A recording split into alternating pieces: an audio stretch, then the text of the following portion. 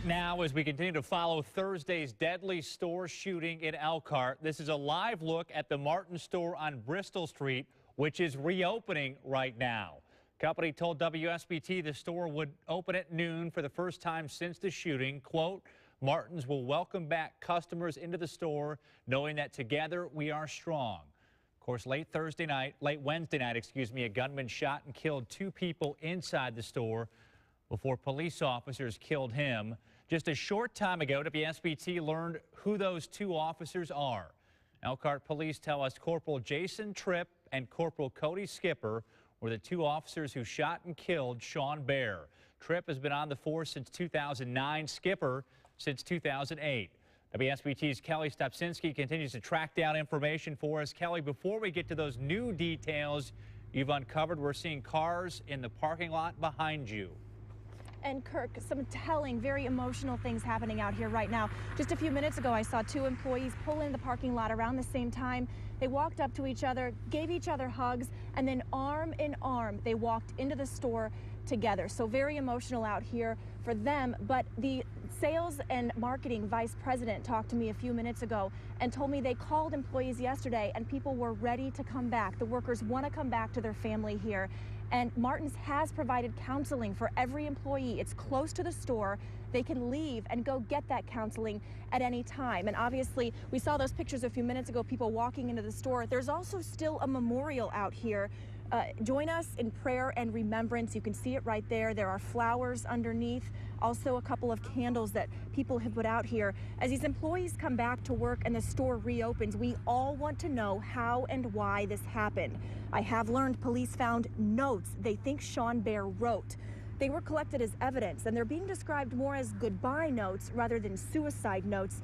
The tone in them, though, is that Bear knew he wasn't going to be around much longer. One of them was with him inside the store when he went on the shooting rampage Wednesday. Detectives found another one when they searched his home less than 2 miles from here. Sources also tell me police are zoning in on two possible motives.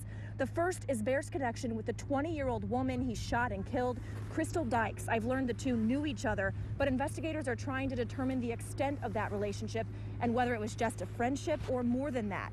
Dykes worked in the deli and was just hired by Martin's about 4 months ago. Another potential motive police are looking into involves Bear's criminal history. The day of the shooting was also the 4-year anniversary of the prosecutor filing criminal charges against him. That was for theft, stealing from the Martin supermarket on Jackson Boulevard. Police also told us Bear was in the store about 35 minutes before he started shooting. During that time, he was texting and making phone calls. I've learned police now have a better idea of who he was communicating with. Detectives are looking into the possibility, though, that Bear may have been text messaging during that terrifying attack. Again, that's not confirmed. They're just looking into the fact that that may have happened. One more detail I learned today, Bear had a pretty good deal of loose ammunition with him inside the store. Police have told us he fired between 7 and 10 rounds, but he did have more with him. We're still waiting for information, though, about that .40 caliber semi-automatic gun that he was firing.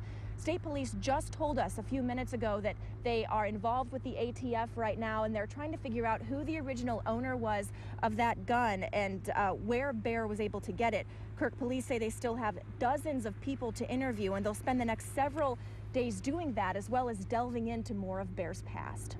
And Kelli, we're getting a lot of new information today, but there are so many questions that so many of us are still wanting to know the answer to. But we really want to caution folks, an investigation like this can take a really long time, right?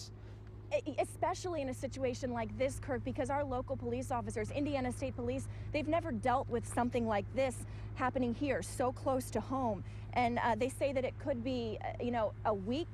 Likely not, though. We could be looking at 6 months before we have more answers. And keep in mind, we may never have a reason for why this happened because the person that did it is dead. Okay, Kelli Stopczynski there for some emotional moments with that Martin store now back open in Elkhart.